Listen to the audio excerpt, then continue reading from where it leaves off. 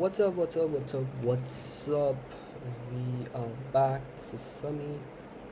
Today we are gonna learn about. I don't know what are we gonna learn about. Give me a second.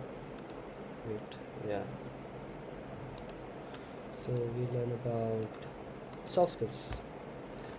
I'm not like the best one to teach soft skills, but what we're gonna learn soft skills and then simultaneously try to teach soft skills. At the end, it's just English. I hope it's gonna be easy. I went through this PDF a little while ago, so I think I can explain most of the part of it.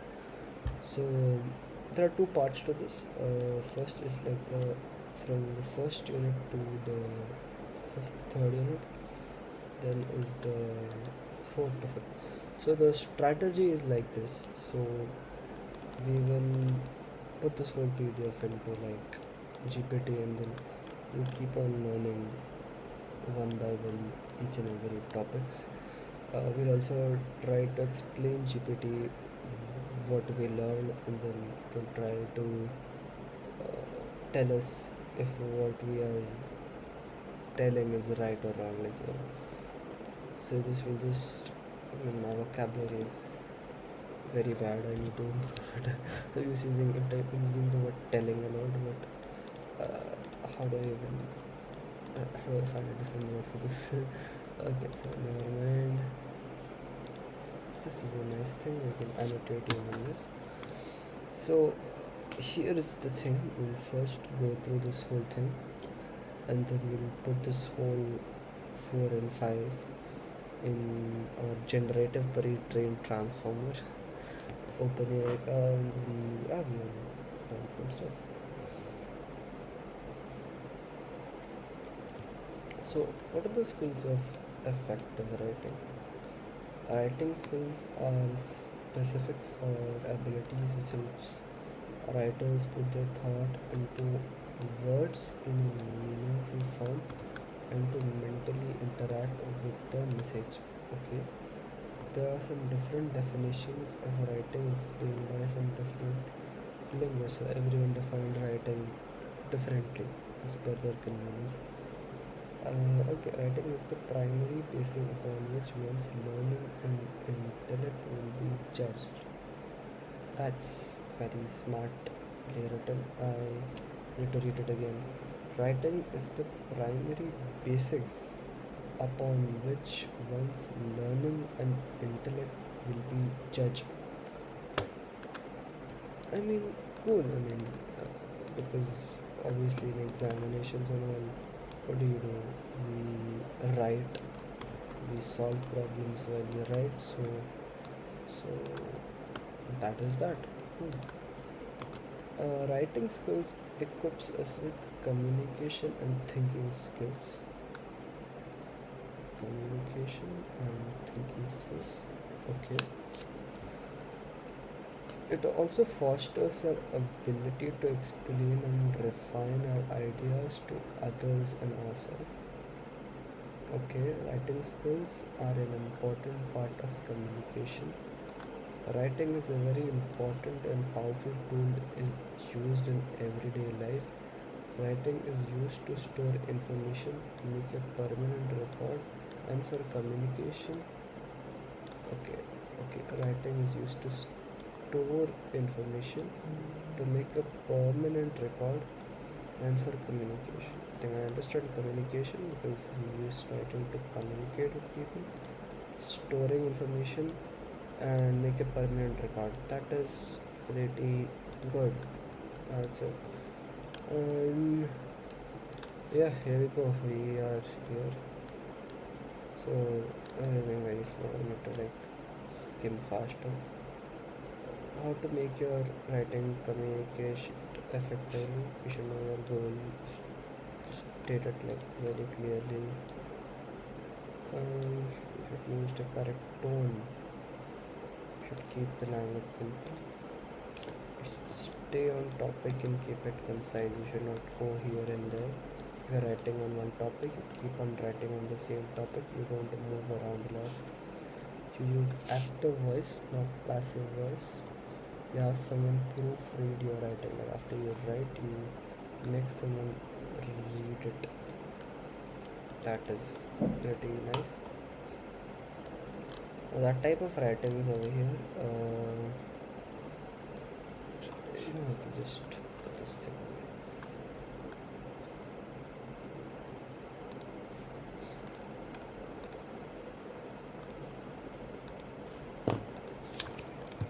Teach me this entire PDF. Ask me questions. Time to time. So what it's gonna do is it's just gonna teach some important part, and then it's gonna ask me questions after each. Like it's gonna create a syllabus, and then it's gonna teach me the entire thing.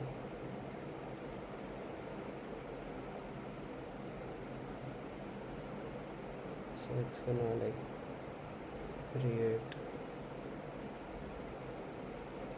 It's gonna so here's what it's gonna do. This is the fourth and fifth unit. So let's read. As about expressing ideas through information, emotion, written format so that other person can understand it.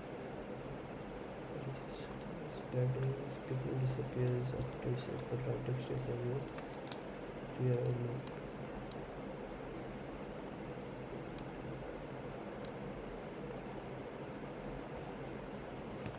Okay. Accordingly, good writing should have a clear purpose, correct tone, simple language, active voice, concise sentence. Excuse me, I'm sorry.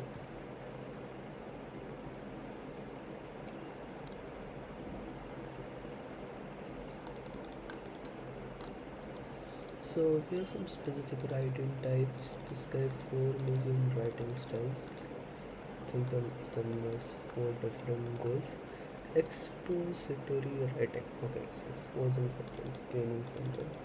Textbooks, manuals, scientific articles, news reports. No options, just simple facts. That's what it tells. Descripting writing. Okay. It creates a picture in the reader's mind. Uses a lot of adjectives, sensory details, and garden is beautiful. So it's like give a lot of description. Persuasive. I know this. It's like you are pursuing something, trying to pursue the user to believe what you're saying. Mostly news articles and all stuff. Advertisements, editorials, open articles. It's trying to convince you. Okay, narrative writing. It's usually trying to tell you a story. Narrative writing uses characters, plot, setting, conflicts, and conclusion. Okay, EDP. I can't remember this. It's not very difficult. Okay, now I think we can answer this question. So what I'll be doing is I'll just answer all of this question in the form of voice, and this thing will just correct me if I'm wrong. Don't scroll. Which writing type is used in newspapers to explain facts? It's the expository writing that exposes facts in a newspaper. The writing style that tries to convince the reader is a persuasive style of writing. Suppose you write my trip for Goa during summer vacation. This is mostly about building a narrative with building plots, and that's what it is. And yeah, I think this is what I understood. It's kind of easy up till now. I got all of this 3 correct apparently. Now it's writing for an application. An application is a piece of writing that is made available to the public.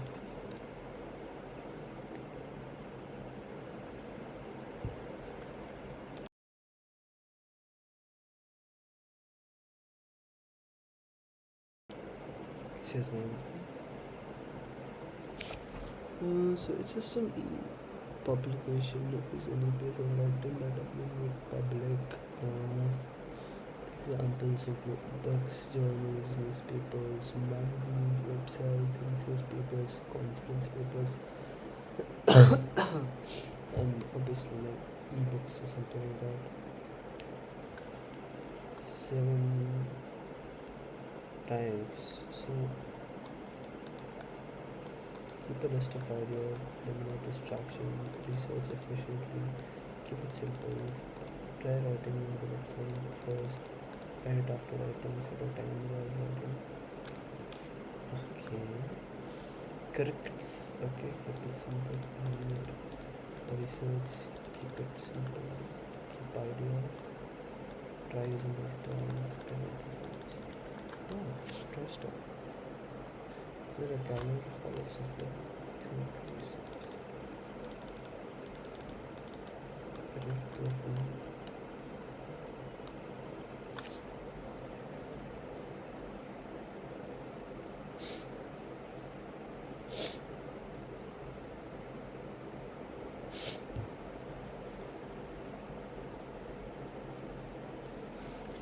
Brainstorm, research.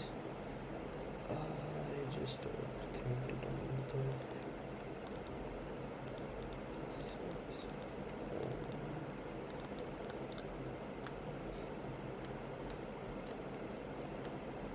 Writing on every idea that comes to your mind. Okay.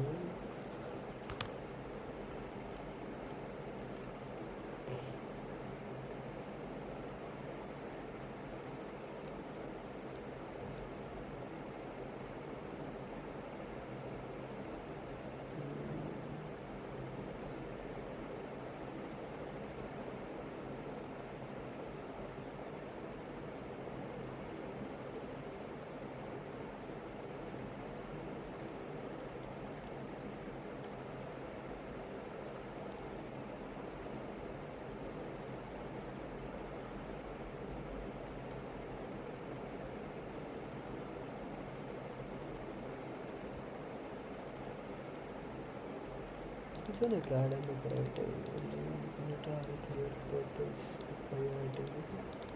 You need to account for the users that are reading this. Your point of view should be clear, you should have a single focus, you should not get divergent. The arrangement should be logical. So you should have strong support, you should facts, example, and evidence. So you would have clear explanation.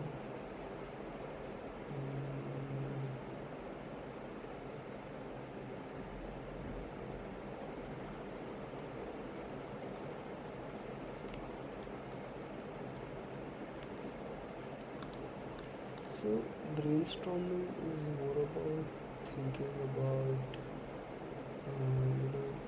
what to write, think about ideas and the new ideas basically, which comes immediately after research. I think it's proofread. Proofread comes in. Okay, no, research is the initial step, right? You don't have edit obviously. I think it's either B or C. I would go for B to planning, because after research you plan about how you'll write it. Which principle says every paragraph you should put the main idea of the paper. Single focused actually, because every should only focus on one thing. Should suppose the main idea. Any 4 principles of effective academic writing. I think it's brainstorming before writing, using clear, concise language,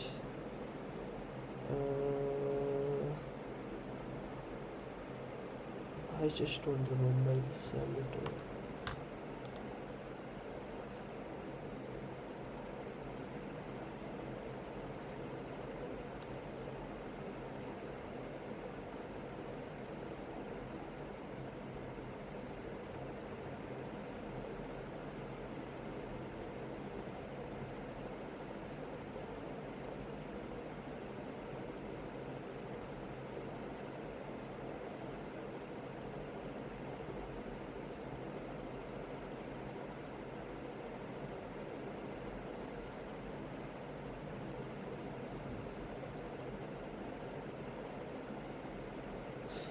Oh, so discover your thesis basically means that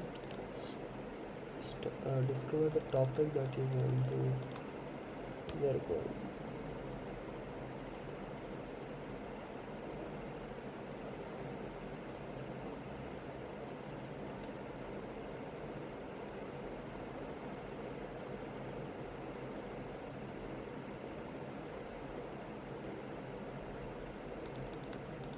Clear purpose, audience engagement, clear point of visualization, strong support.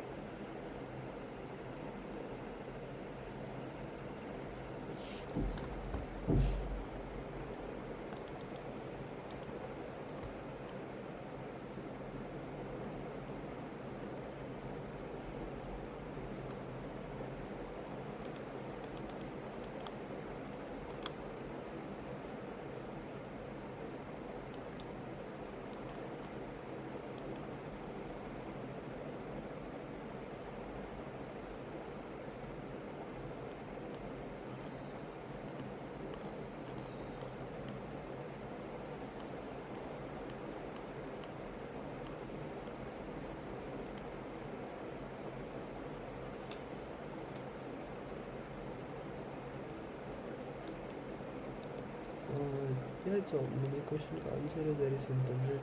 Request for interview schedule will be written in the subject, and on the contrary, I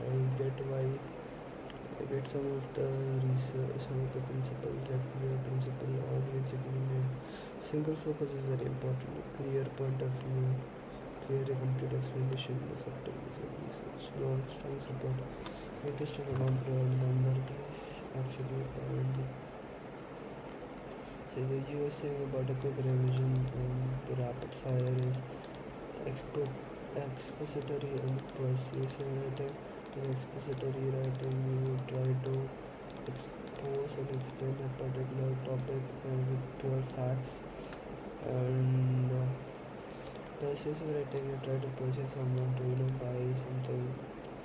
What do we do praising? We do praising before writing because we know exactly what we want to write about and really put it. We follow the uh, ex, pure format where we think about the solution and then during the writing part we just do the writing part. What is a thesis statement academic writing? I'm not sure what a thesis writing thesis statement is.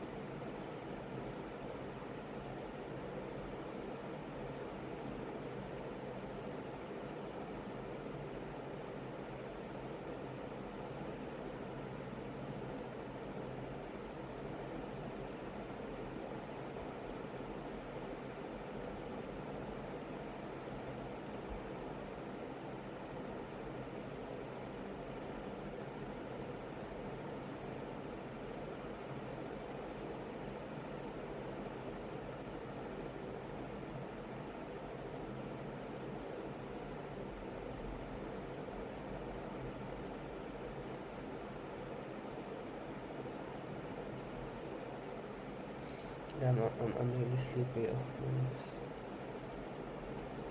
After Maybe absolutely clear purpose and narrative. Audience who is reading point of view that is an argument. Single focus does every passage support the thesis. Logical organization and strong support to a heavy evidence clear explanation. Can the reader understand and research how a user learn the formatting perfectly?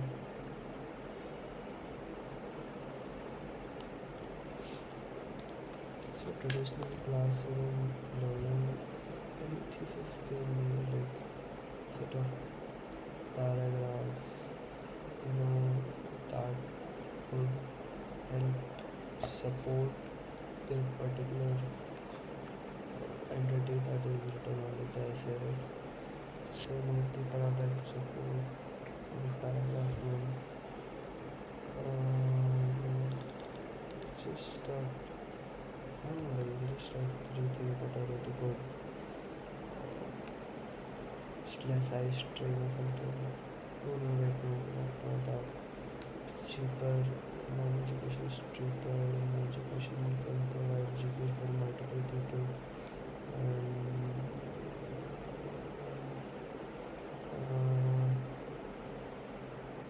non-education has no racism. Like some two or three paragraphs that would support your thesis statement. Just correct the if I'm wrong regarding what a thesis statement is and what type of paragraph that support thesis.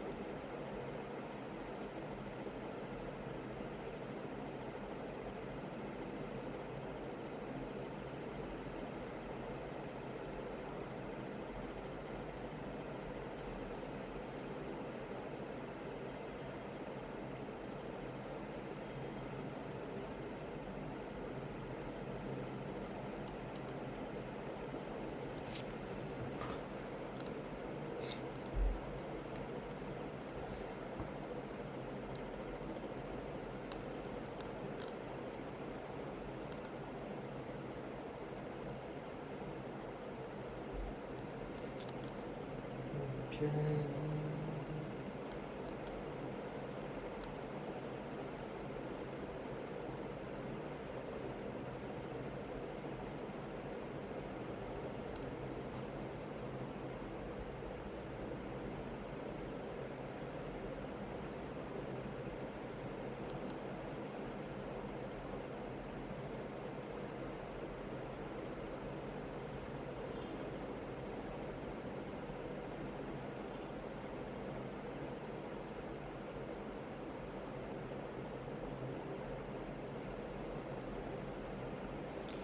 Man, I'm just sleeping at this point. I need to study, I can't sleep. नहीं ये से सकता मैं इसे statement तुम्हारा रहता है मैंने इसके नीचे बॉडी पैराग्राफ से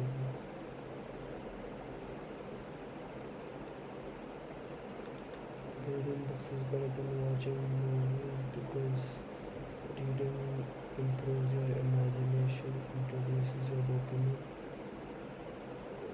and that's it.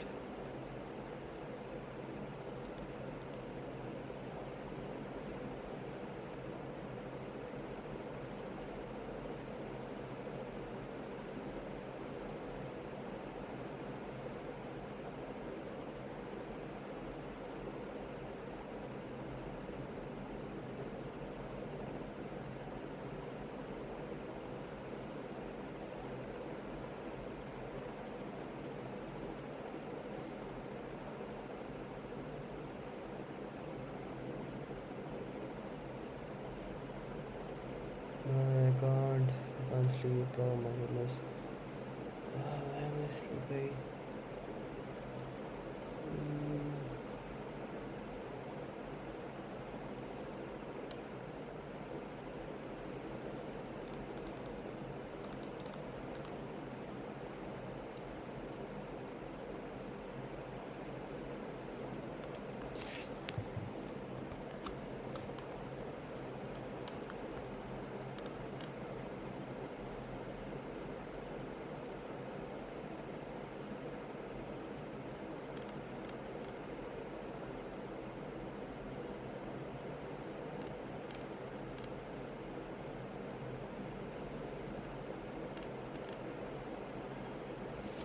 So this is usually for essay writers. You write a bit about a topic and you have the thesis of the topic. You write like 2 or 3 paragraphs regarding the topic. Okay, that is that. Okay. Okay.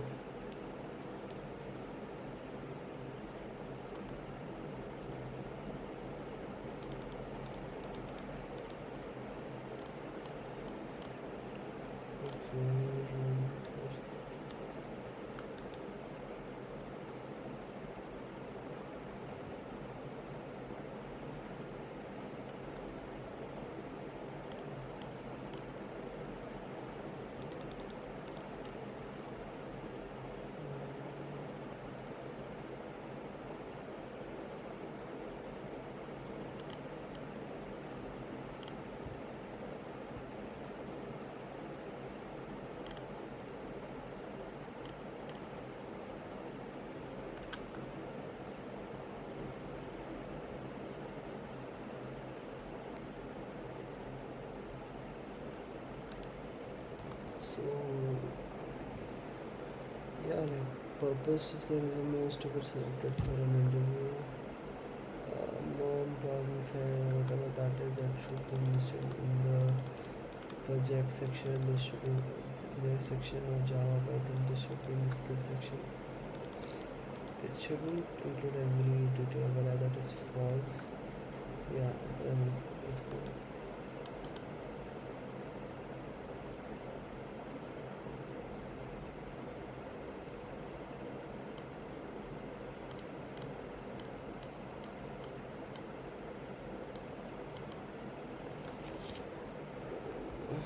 Okay.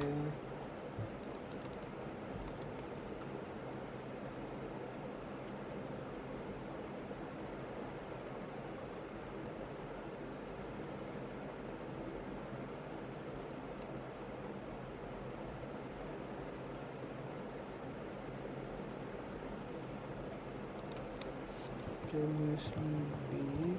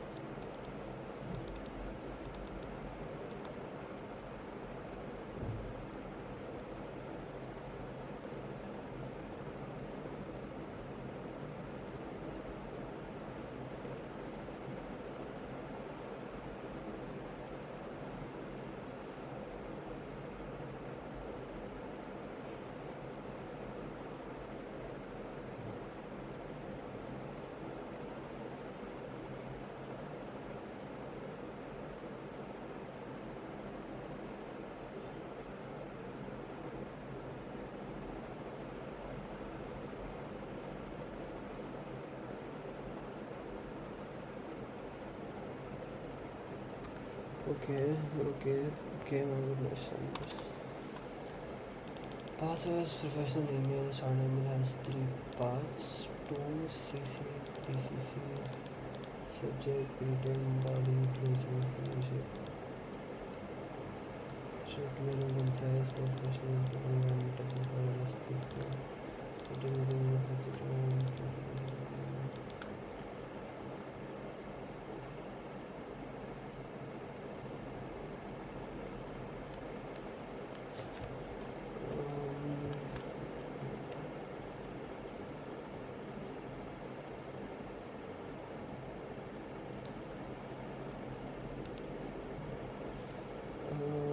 process of subject line basically means that all the items above the subject line.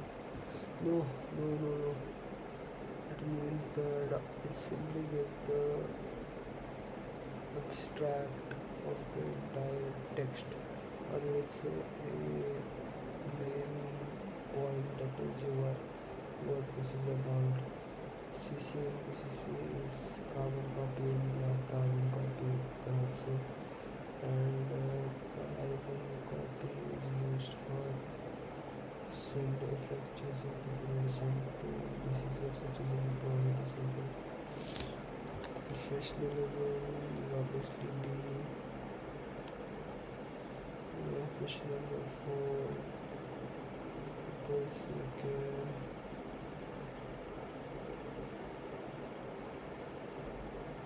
I think if the matter if you have a request to change matter.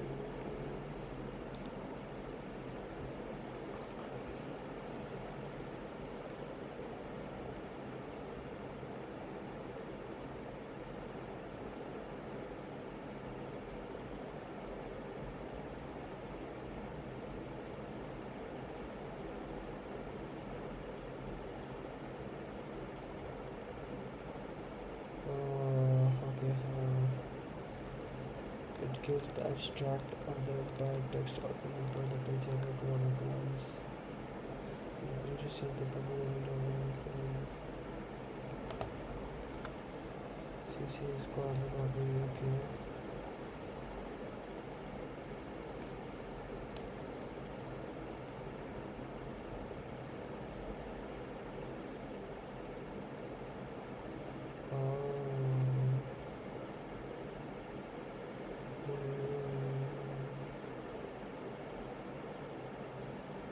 I'm just getting really sleepy about it.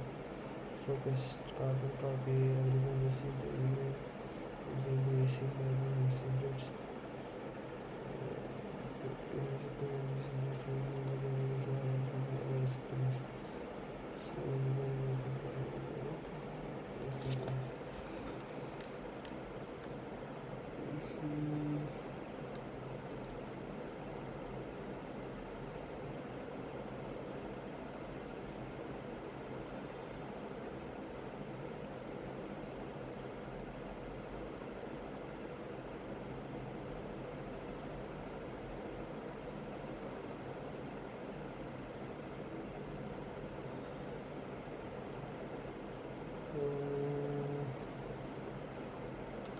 Okay.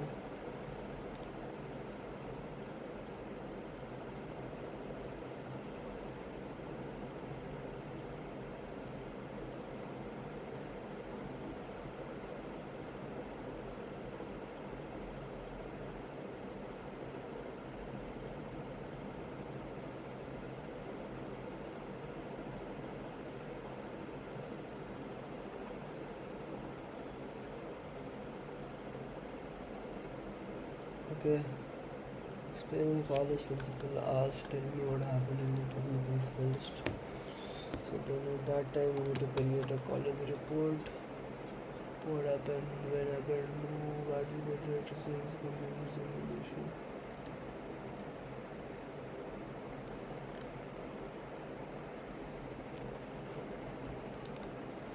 Resume is like you're selling yourself, right? That you know this and that. Report is like making a textual inference or something that is happening or something. So writing about your college annual first, you should include. I think personal opinions you can't write. Best report is obviously a objective report, I guess.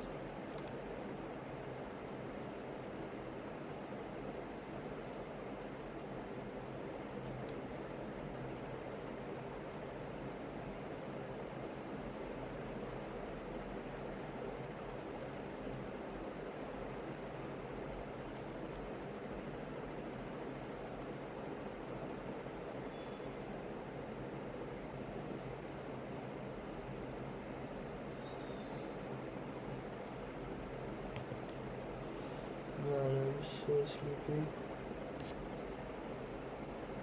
Resume is like selling myself.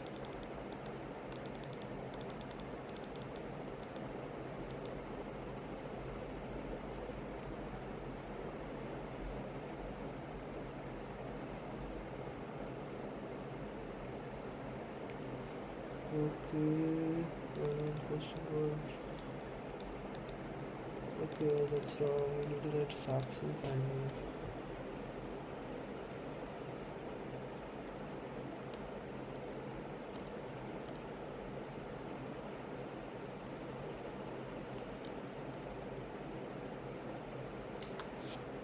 Apparently, this is where the whole thing finishes. I still feel I'm not very good at this.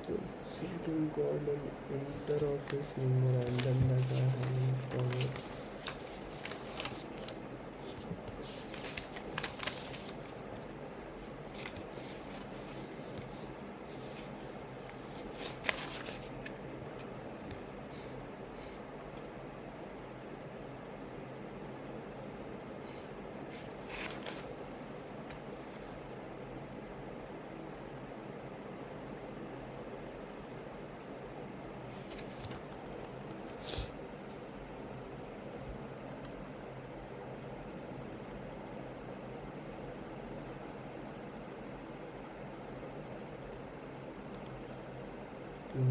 Resume or cover letter difference is resume is showcasing what you are capable of and all stuff.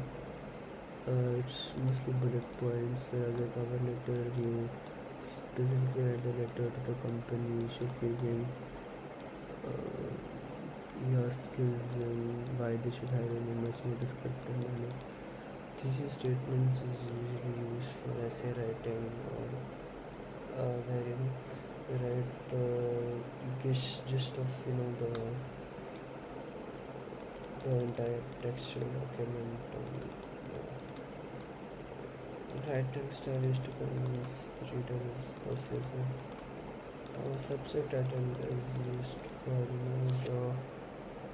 the reader of the email to understand what the email is before he tries to read the whole thing. A report should be objective and it shouldn't um, have bias, it should be very factual. The major reason is because it is supposed to be shown by authorities where they want to know about something that happened.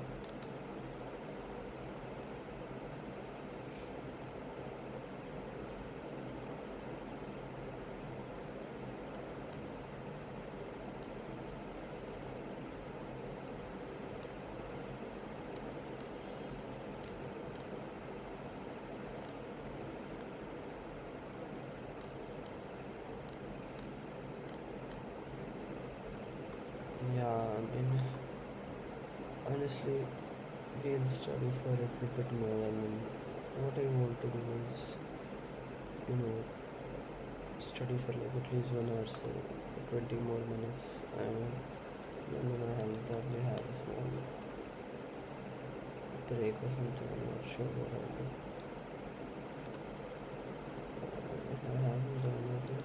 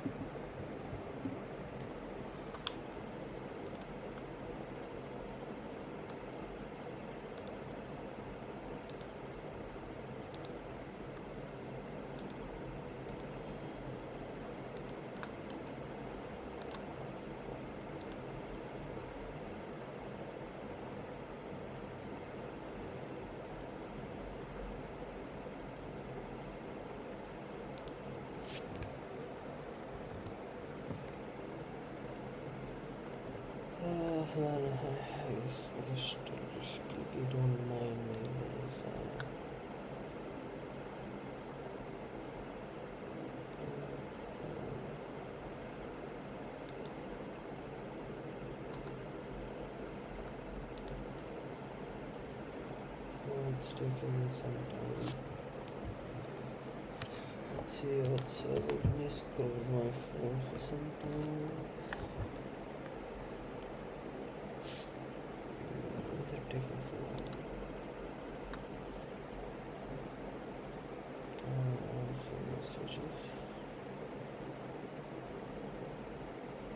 Obviously I don't. No messages from.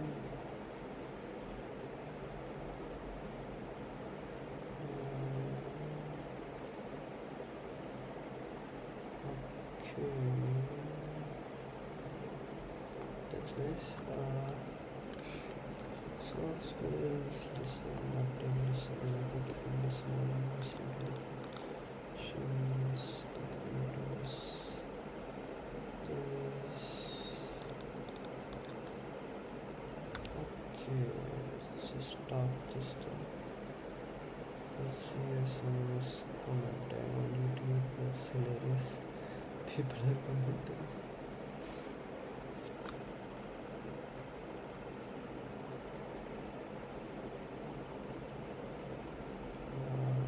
Yes.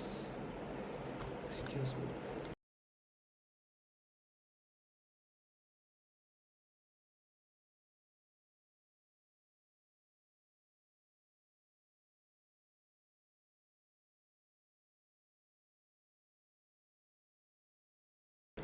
Okay.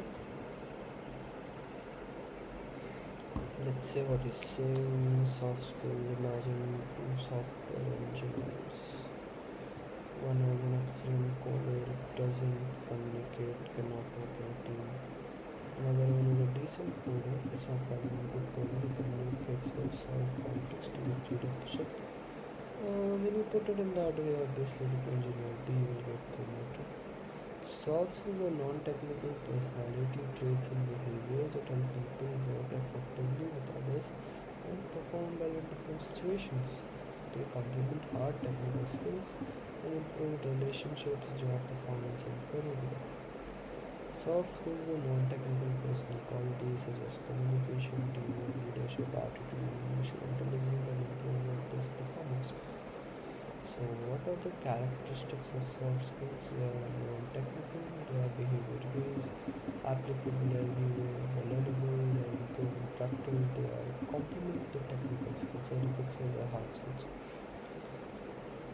Nature of soft skills are behavior, personal, emotional, long-term learning, lifelong learning skills, scope of where this is probably used. That's what scope basically means. Where they are useful. Soft skills are useful in education, better presentation, teamwork, better communication, employment, interviews, promotion, relationships, decision making, confidence, global communication. Okay.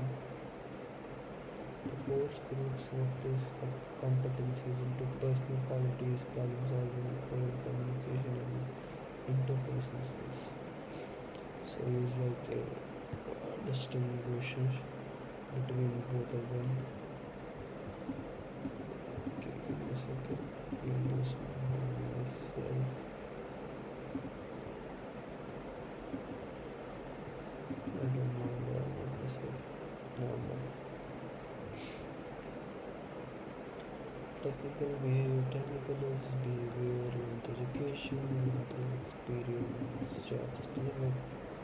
So like everywhere it's measurable, it's difficult to measure. Some examples could be coding, communication. Okay, registration also good.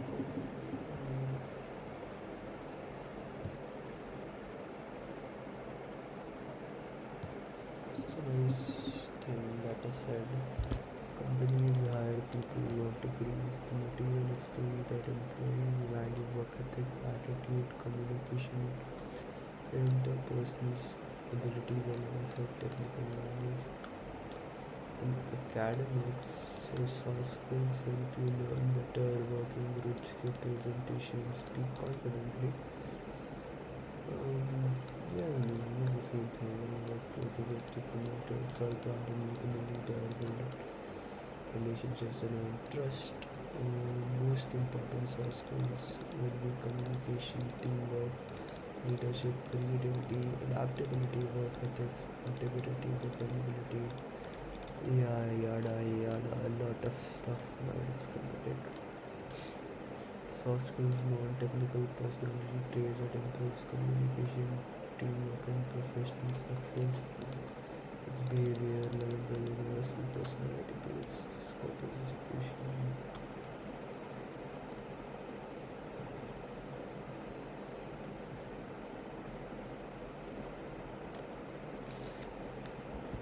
Okay, listening skills. Wait, are we in the second chapter?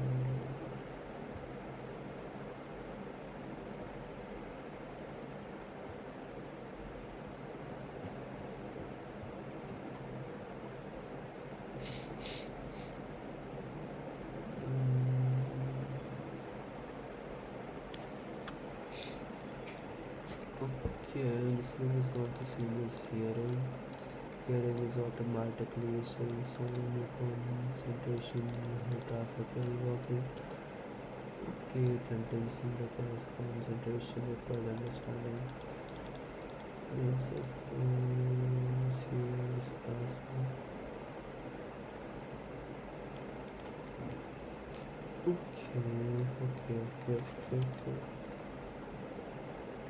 I thought there are active and passive listening.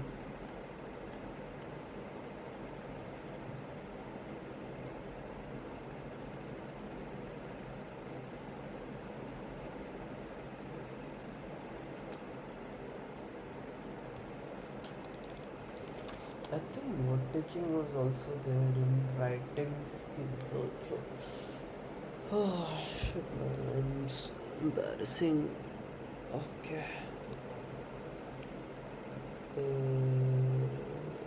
I am not really interested. It's not really interesting. Let's learn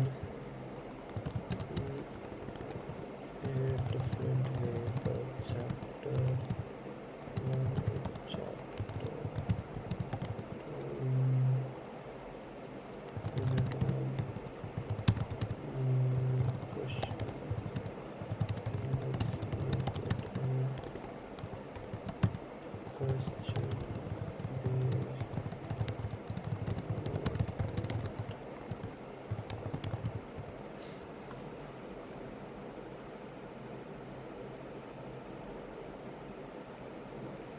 Adam.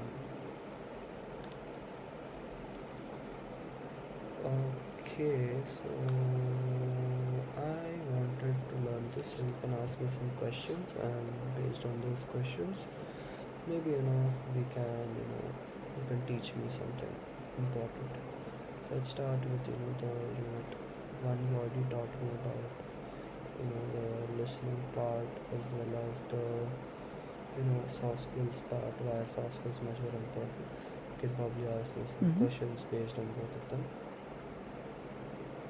Right, okay, let's make this an active learning session. So let's start with soft skills. Here's the first question. Imagine two engineers. One is brilliant technically, but they can't really explain themselves or work in a team. The other is decent technically, but communicates clearly, listens, and handles conflict well. Which one do you think a company promotes and why? Well, I think that the engineer that can, who's not like the best at his craft, but he can talk to Hmm. his teammates and he is, you know, he inculcates teamwork, and then he also have empathy. The later one, that is much more likely to get promoted because he has soft skills. And one part that I want to tell about our explanation, we can go in a little bit fast paced because we already covered the thing that he just told. I think we can cover questions that come later on, and probably that would be helpful for my learning also. Okay, let's get into listening skills then. Quick check. What's the difference between hearing and listening? Just one line. I think the difference between listening and hearing is that listening is an active activity and then hearing is a passive activity. You always keep hearing stuff like traffic sounds and all. Whereas listening is you intentionally you listen to something. Um, yeah, I think that is what I understand by it. Spot on. Hearing is passive, listening is active and intentional. Next one. Give me two real world examples of where you'd use critical listening versus empathetic listening. Empathetic listening would be when I'm maybe talking to my friends or talking to my partner. That would be empathetic listening. Or it could also Uh be, huh. and it could also be like listening to someone's story or something. Critical is more of like when I'm listening to my professor or maybe watching a YouTube Yes. video, something like that. I think that is when I would do critical thinking, other than the Great. what's the other thing I did do? I just forgot.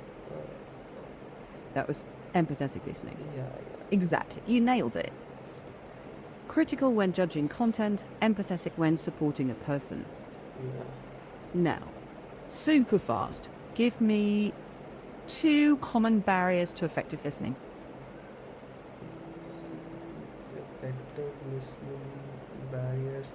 I think when you're distracted, I would say mobile phone. When someone is speaking to you and when you're acting like looking at a mobile phone, I think so. Mobile phone is a distraction, or you see when you talk about That's distractions. I'm not really sure what distractions we can have here. I can only think of a mobile phone, like someone is talking to me. I might be distracted by looking somewhere else, not looking at him. Mobile phone is obviously one of the reasons, and yeah, I think that's all I can think about right now. that's perfect. That's great. Distractions, divided attention, and sometimes even emotional noise like stress or feeling hungry, that sort of thing. All of that can get in the way. One last question before we wrap this round. When you take notes in a lecture, what's one thing you do to make your notes better?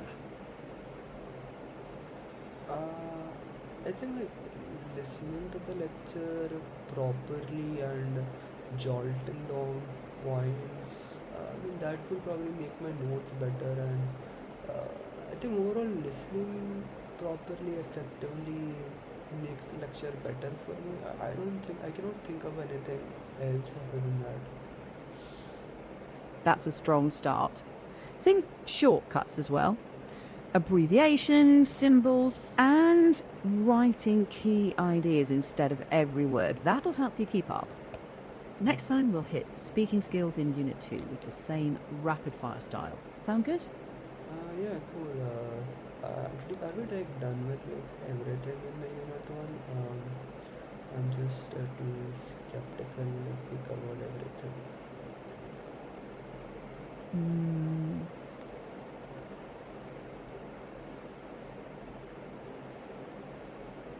not quite. You've covered the big ideas in soft skills and listening skills, but there's still some exam relevant bits in Unit 1. Most of them are short, so it's not huge. Here's what's left. You've got listening to different media like TV, news, talk shows, and then note taking. Let's stick with the question style then. Round 2, scenario questions. Here's the first. You're in a lecture, it's going super fast. What do you do? A. Write down every single word. B. Write keywords, abbreviations, and symbols while listening. Or C. Stop listening. Borrow notes later. Which one and why? It's kind of very obvious right now, right? Like writing of abbreviations, the main heading points that are being taught, and later on building on it. If the lecture has some recordings, we can build up on it, or we can just listen to it and just write abbreviations, and later on, write more content using the internet or something. Exactly. That's the exam answer. Keywords, abbreviations, symbols, not full sentences. Next quick one. Name one advantage of note taking beyond passing exams. Okay, passing my exams. I would say note taking helps me put my thoughts at one place. It, I mean, apart from exams, I really don't know. Like, it can it help me, like, organize my thoughts properly. Probably, increase my creativity of some sort. It kind of reduces my stress also. Like, if you're going to the direction of examinations, if I have notes early on, I don't have to be very stressful about the examination that I need to learn. I can just revise my notes just before the exam. So that's what comes to my mind right now, honestly. Yeah, that's great. Reduces stress, exactly. And it boosts focus and retention. Last one. Mention one example of an abbreviation or symbol you might use in notes. I might not use some.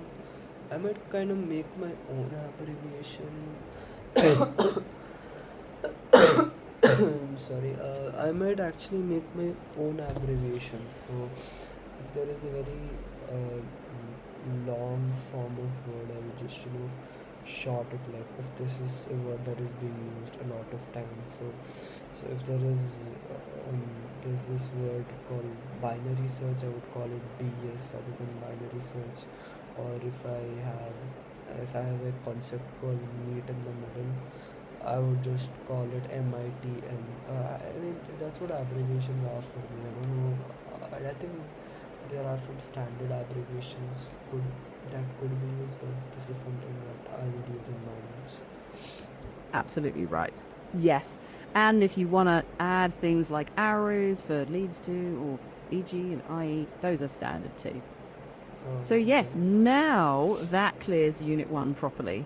Next stop, Unit 2, speaking skills, GDs, interviews, all that. Ready when you are. Are you sure? I mean, I'm still skeptical. I've been done with Unit 1.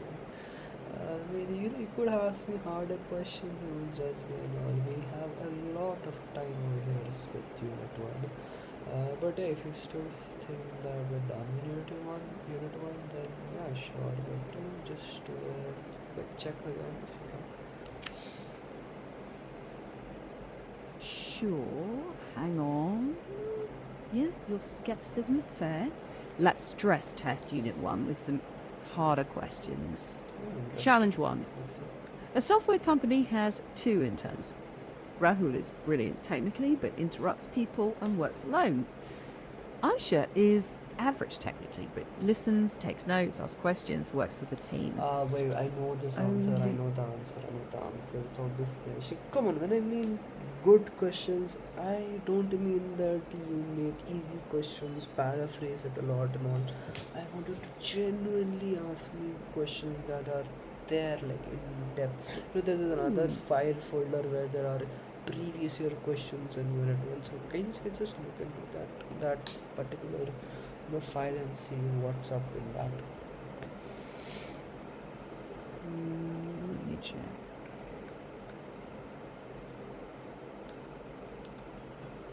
You know what? That's actually a much better idea.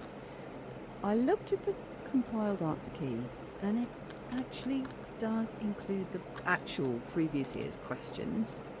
So why don't we switch to that? I'll read a real previous year question, you answer it, then I'll point out what's missing and how to improve for full marks. Let's start with this one. It's from September, October 2022, long answer. Explain the nature and scope of soft skills. Talk like you're in the exam. Just try. The nature of soft skills. Um, Soft skills are basically skills that complement technical skills. They contain, they are those skills that have empathy, um, teamwork, and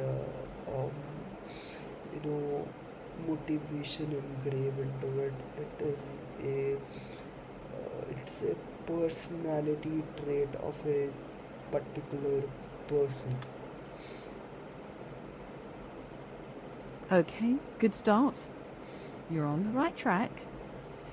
But for full marks, you need to separate nature and scope clearly. Say under nature, you'd want points like non-technical, behavioural, personality-based, learnable, universal.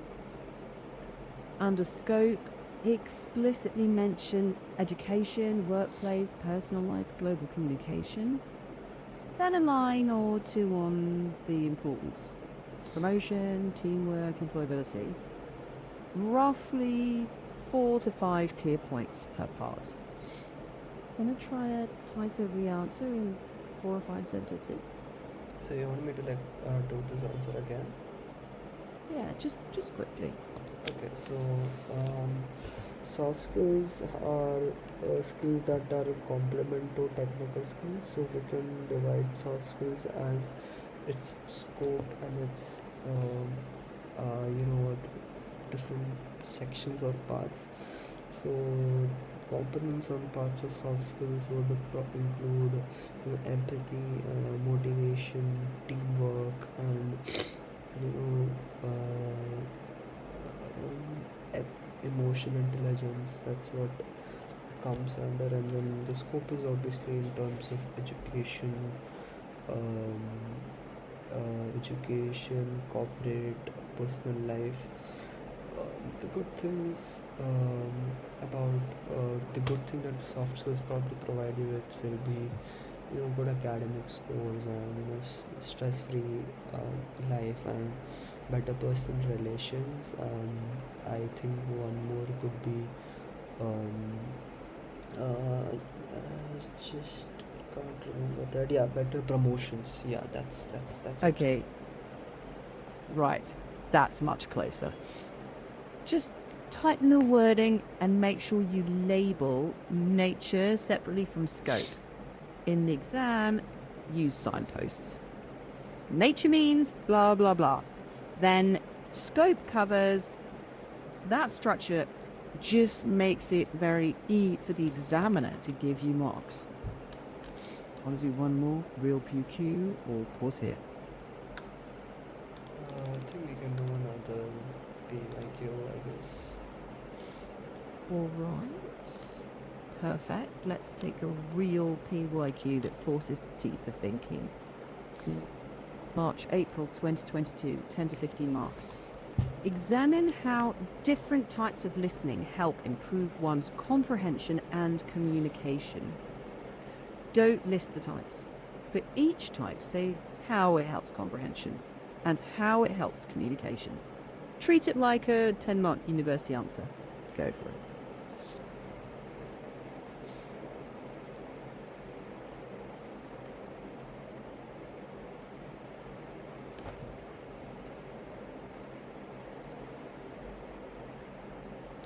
Okay, so by listening, I think it is active listening, passive listening. That's the two types of listening I can think about.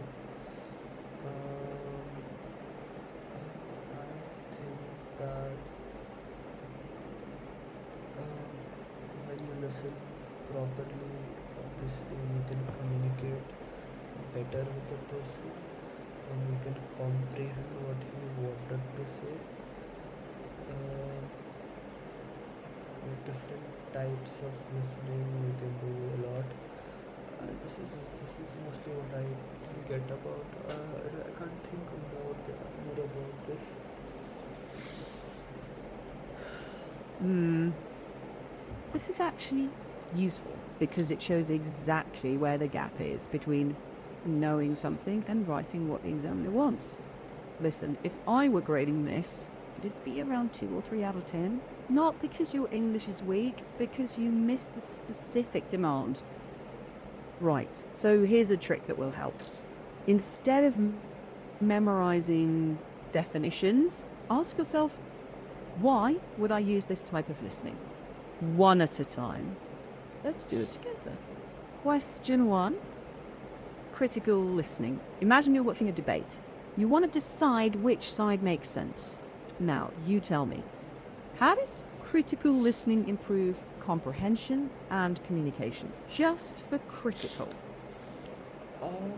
I think critical listening will help me judge what what the other person is telling, if it is right or wrong, and if his arguments are valid or not.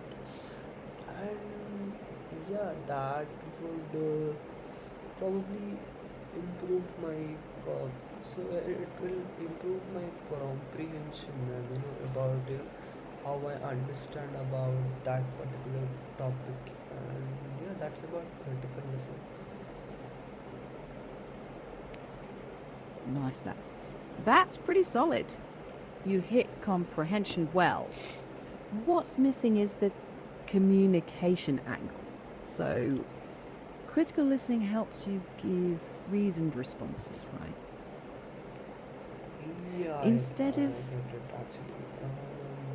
I think critical listening gives me helps me communicate better. Like when I comprehend what the the other person is telling, it helps me produce arguments that are much better in nature, that will make much more sense to the other person also, because I am critically acclaiming whatever he's telling.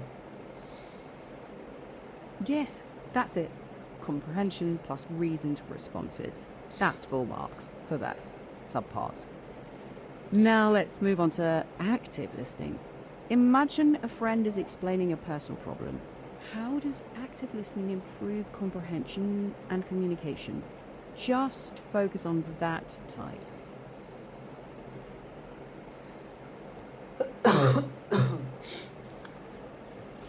Um, you see, in active listening, I'm actively, um, listening to what my friend is telling me. I'm using gestures, and I'm also using my, you know, body language while I'm talking to him, showing empathy towards him, and I'm also comprehending it with my heart. And then when I communicate with all of these emotions, I'm much likely to, you know, um, convey my message or console him about what he wants to, regarding whatever he wants to tell. Hmm, that's a strong answer. I give it 2 to 2.5 out of 2.5 for that subpart. Just a small fix. Act listening is more about attention and feedback. Nods, paraphrasing, asking questions. Empathy is the emotion part that we'll come to next. So, want to do empathetic listening? Try it, Medi?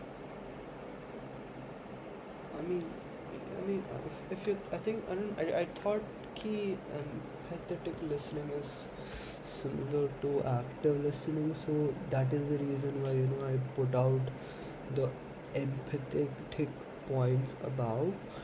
But now that I get it, I would say empathetic listening would have much more of gestures, and uh, I would say gestures and emotional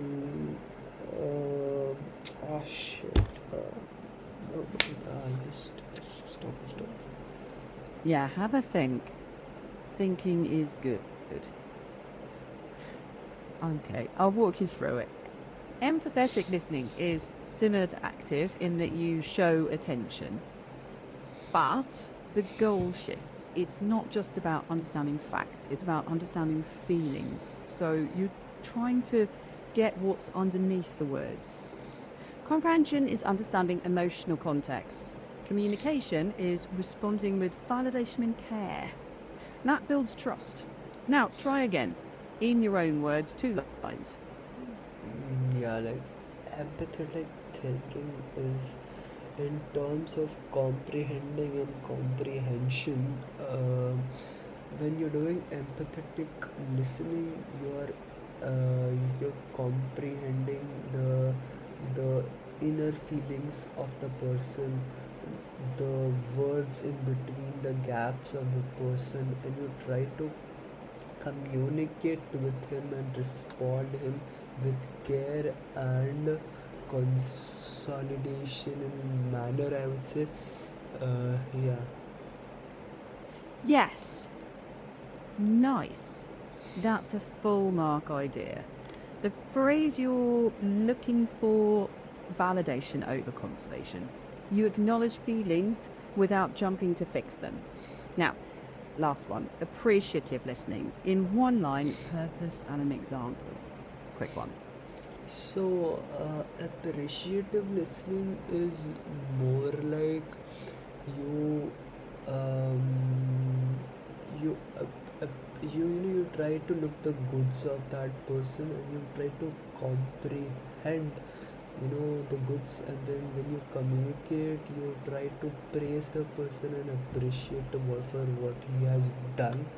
I mean, I think I can think of it in that context, but separately, I think appreciating is more about what appreciative listening is more about.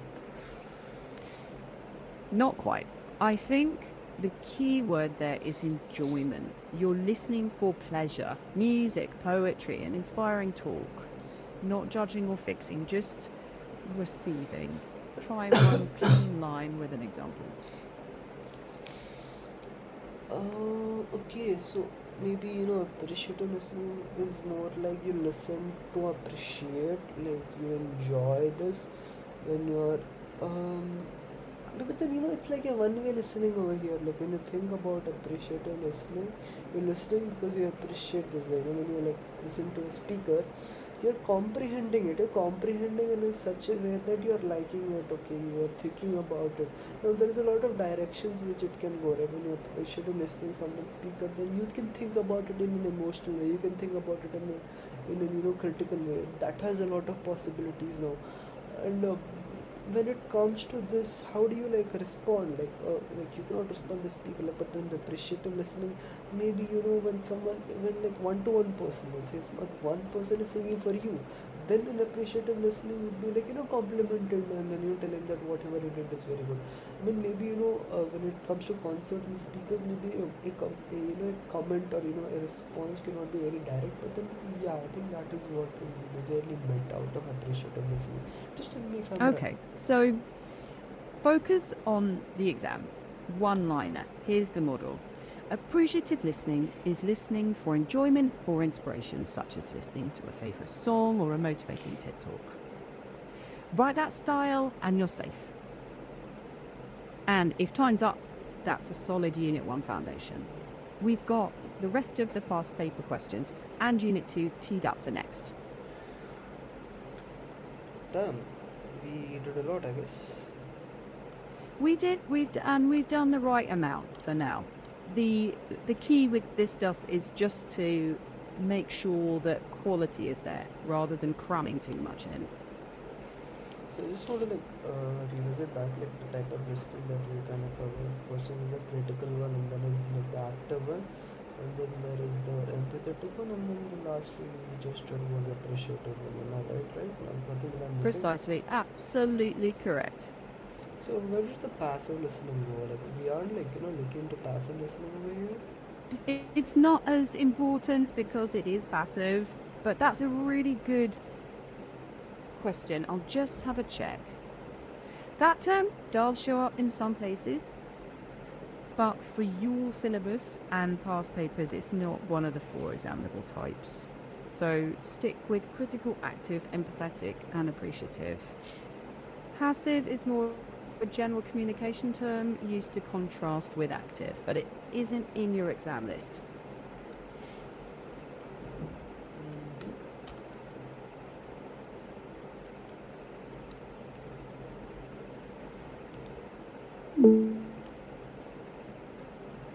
Damn, this thing is smart. Crazy smart, I would say. GPT is so cool.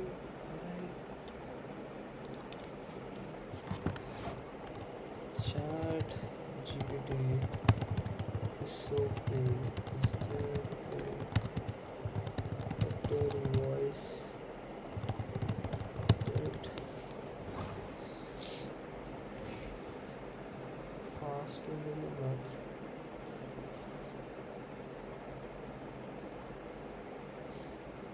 Oh, even Gemini has some.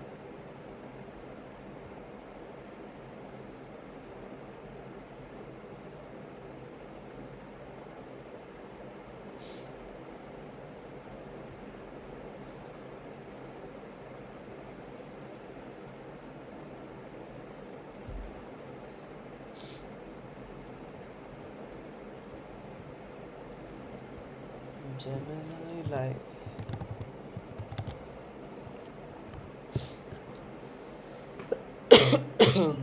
Sorry.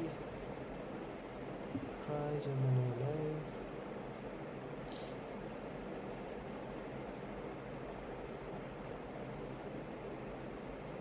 I think I can only do it with my app.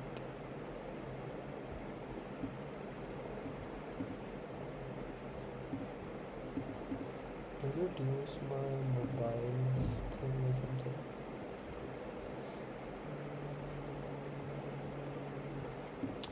How the hell even uses Gemini now?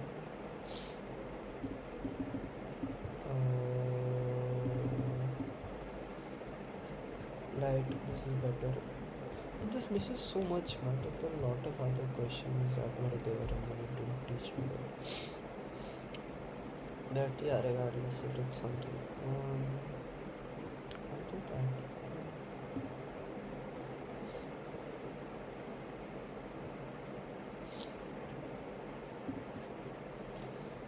Can we look into some questions of Unit 4? Like, we went through some topics, but can you give me like more questions that we can talk about?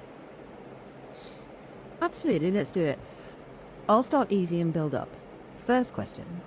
What is the main purpose of a resume?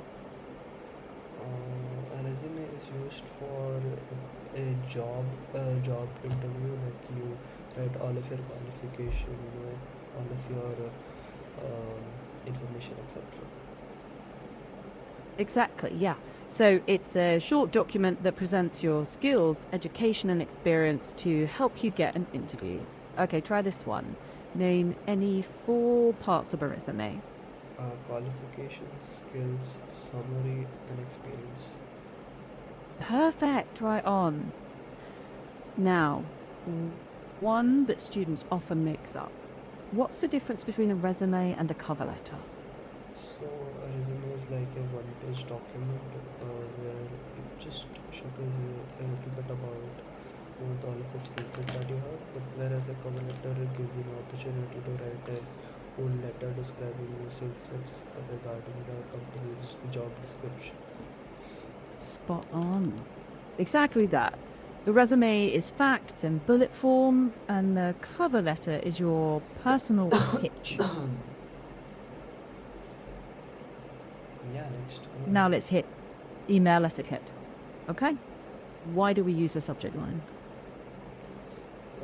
The subject line is used in emails and memorandums and what else, and cover letters and one too. You know what? To give a short description of what the whole letter or memorandum is about. Exactly, yes. Perfect. All right, here's the more sneaky one. What's the difference between CC and BCC? CC is about carbon copy, BCC is a carbon copy, so when you're writing a mail and you want everybody whoever I'm CC to know who other person is also being CC to what CCPC is like. BCC means that the other person who's being CC just doesn't know that they're also being like sent that same message. Exactly right. Okay, moving on to report writing. Give me two characteristics of a good report. A good report is concise and to the point, and it delivers what it is expected to, and Yep. it contains all of the information about the thing that is expected. It has a good catchy subject line, and it contains facts that are required by the upper management. It doesn't have the unnecessary, personal biases in it. Exactly that. Totally correct. Clear, factual, objective, well organized. Okay, last one. In academic writing, why is the thesis statement so important? So academic writing such as a research paper, essays, and all, thesis provides a concise, abstract idea about the entire, document. I would say. Here is where I have a question. Like, is it similar to abstract and summary? I'm not sure, but I think it's more written on the top. It's maybe a bit similar to abstract again. Just hang on a second.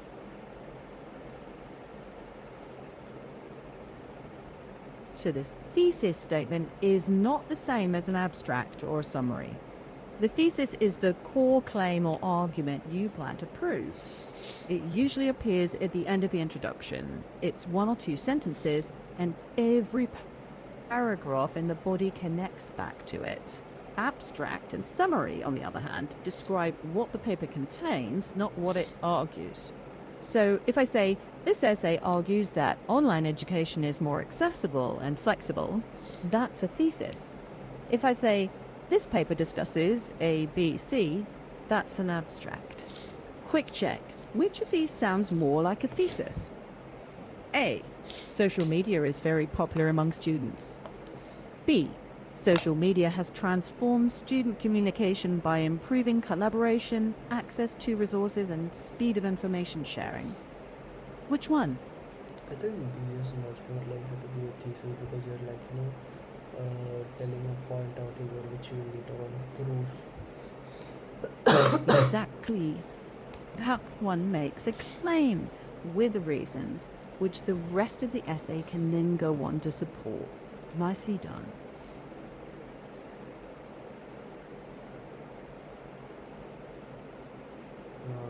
What next now? Ask me the next question. Right, quick one. In a business letter, where do you write the subject?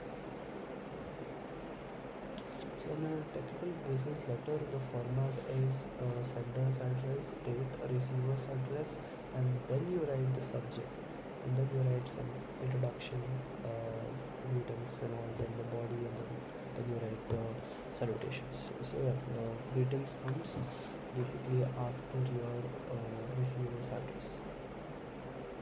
Yeah, exactly. Subject goes after the inside address and before the salutation. Nicely recalled. Next. Awesome. Next one. What's the difference between a formal email and an informal email? I think there is a format of this. In a formal email,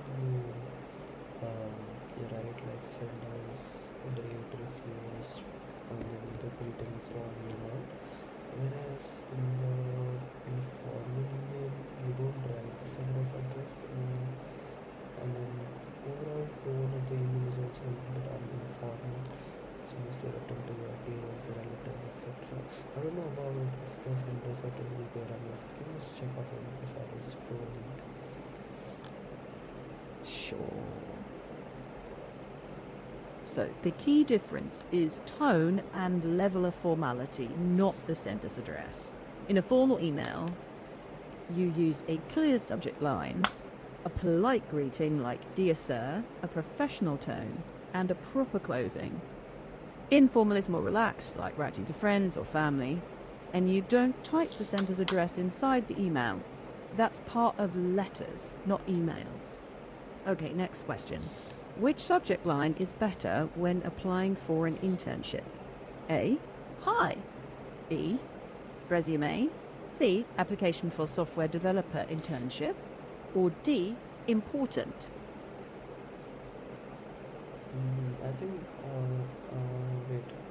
So the sender's address is not sent for letters. Are you sure? I just wanted to know that, like, because I just realized that this was this not about emails and about your question. It is obviously C, application for software developer internship. So, quickly on your doubt, sender's address is a part of formal letters, but not emails. In emails, you just have I to. meant informal letters. Like, is sender's address written in informal letters? Let me just check that.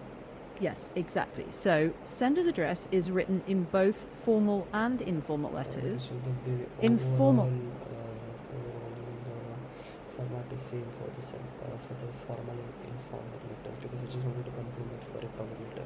But then I want to also confirm what's the email format. So it's basically the subject. I think it's date is on the top. Date, subject, and then maybe CC, BCC, and then all the content DSL, and then the whatever the content, and later on we have some salutations and Hang on. Right. For letters, the order is sender's address, date, receiver's address, subject, salutation, body, close, signature. For professional emails, it's to CC, BCC if needed, subject, greeting, body, closing, signature. No need to type a date or sender address in the body. And yes, for that subject line question, option C is the best because it's specific and professional. Do you want one last, slightly trickier one to round off? yeah, maybe some more trickier ones.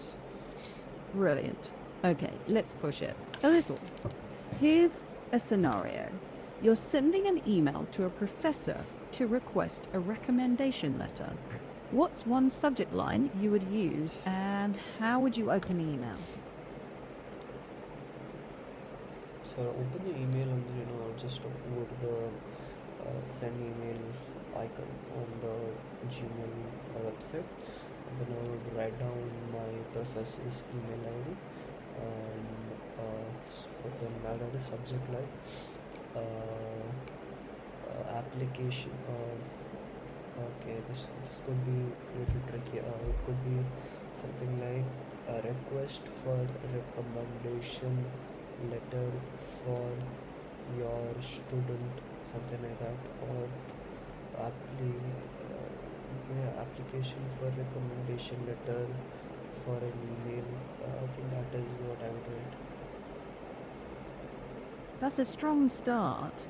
I'd tighten the subject line to something like request for recommendation letter, clear and professional, then open with dear professor name. Hope you're well. It stays polite, specific, and immediately tells the purpose. Nice work thinking it through. Let's go next. Okay. Last one, quickfire. In one line, what's the main difference between a report and an essay? A report is mostly factual based. It's about a particular event that happened, or something that happened. Essay is it can be a bit of informal also. It is mostly creative, ideological writing. Exactly. Reports focus on objective facts and specific findings, while essays build an argument around a thesis and allow for interpretation. Clean answer. Want one final mini quiz with 3 rapid MCQs to lock it in? Let's go. Let's go. Yeah. All right. Question 1. Which is not a principle of effective academic writing? A. Logical organization. B. Strong support. C. Personal bias. Or D. Clear purpose.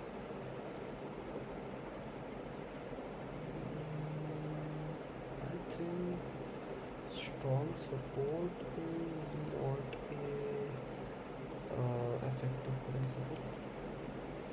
No, no, no, no, Close, no, no, no, but no, no, no, no. I think it's personal bias. Personal bias. We shouldn't have personal bias. So, personal bias is not a principle of academic writing.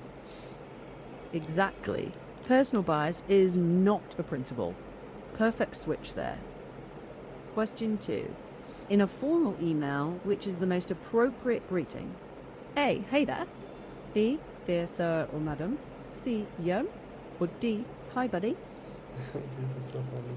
It's obviously the DSR. Easy point for you. Nailed. Okay, last one. Question 3.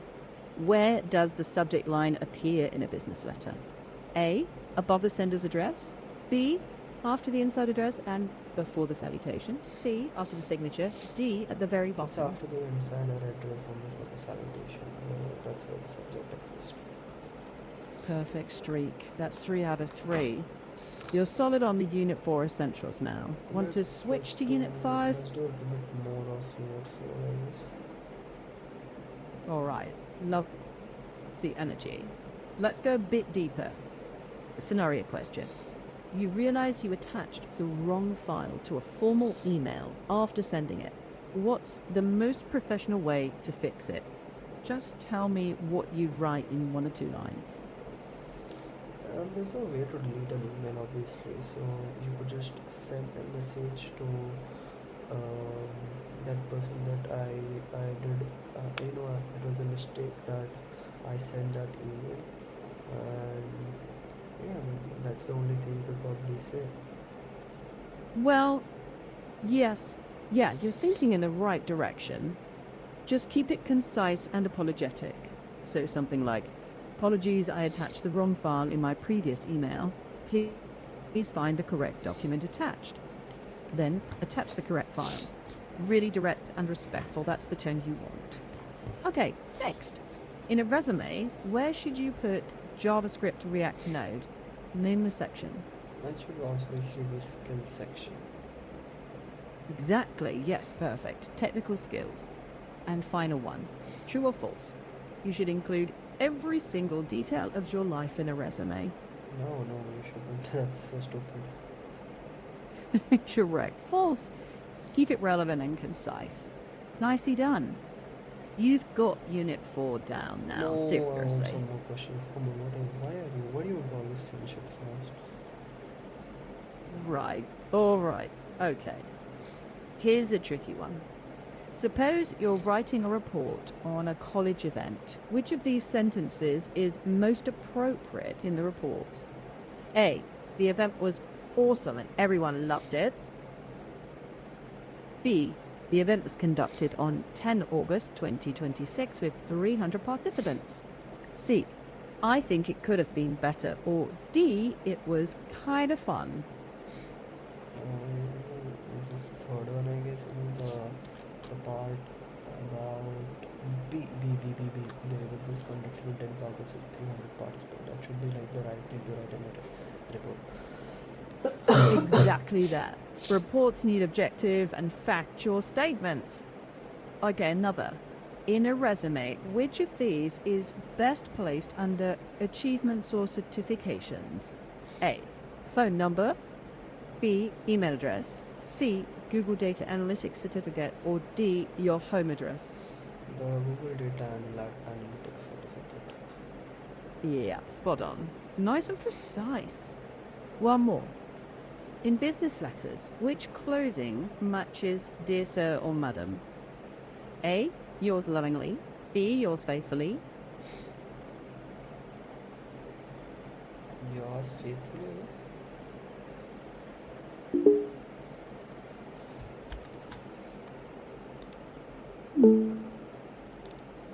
It's Yours faithfully.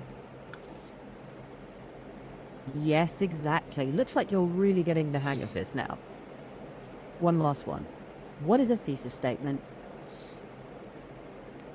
Thesis statement is a statement that a point that is proved later on with much more points later on. It's just like what the whole paragraph or essay is supposed to prove.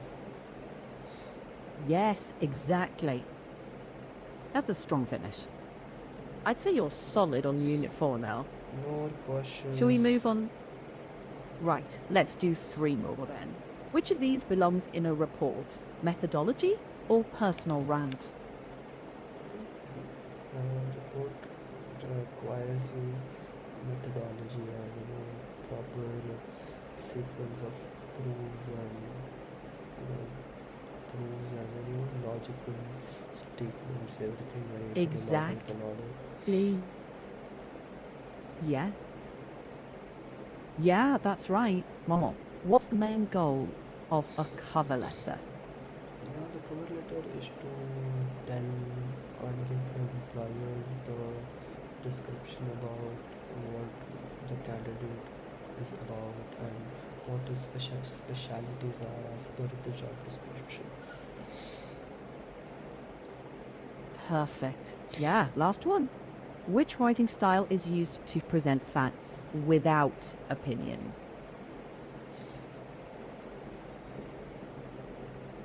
Facts without opinion is a report writing.